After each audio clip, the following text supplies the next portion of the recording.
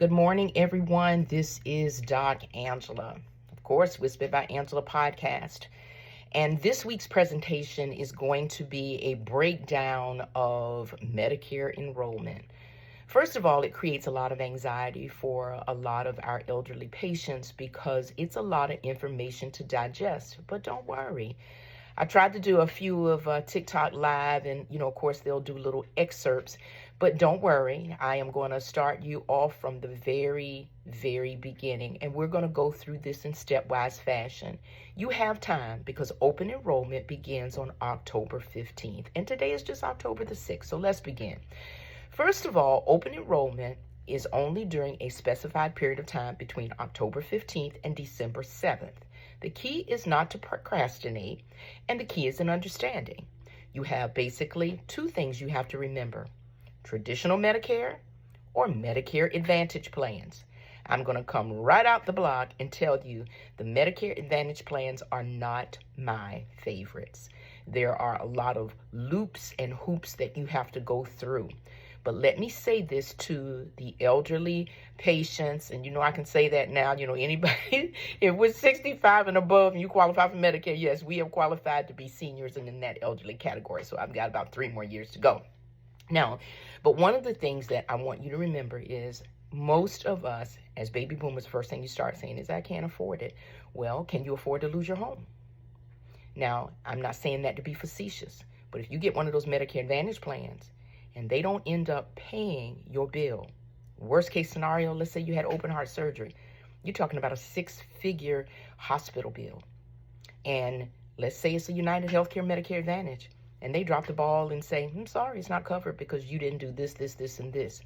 Well, sometimes people don't realize hospitals can put liens against your property. You can lose your home, okay? Hospitals can do that because you know what? They're lawyered up.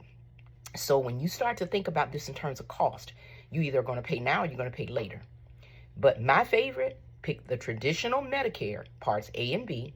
A covers your hospitalization. B covers a lot of your outpatient services.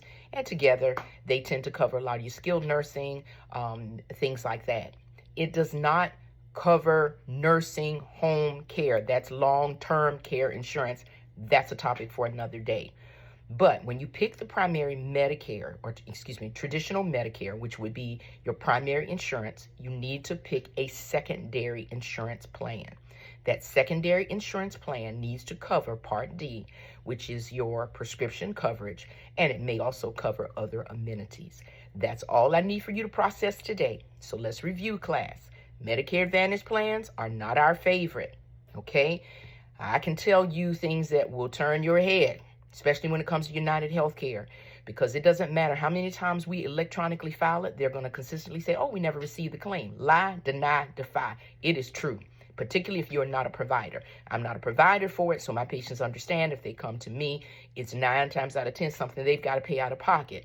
But what's happening is when they go and see some of the other doctors that are within the plan, they feel as though those doctors have been burned out, stressed out, or whatever. So they come to the fixer so that I can try to fix things and connect the dots, okay? But go with the traditional Medicare, okay? You do have a yearly deductible, but if you go with parts A and B, normally, and with a supplement, it normally picks up the co-payments and the deductibles as well. So hopefully that explains the basics. That's going to be day 1. Everybody have a great day. We will go into other parts of it tomorrow. Oh, there's one other addendum. If you have the opportunity, when you sign up for Medicare, please sign up for that Part B, because from what I understand, there may be a little bit of penalties down the road if you don't sign up for that when you have the opportunity. So again, class, Parts A, Parts B covers hospital, outpatient services, and between the supplemental, normally picks up your co-payments and your deductibles. Have a great day.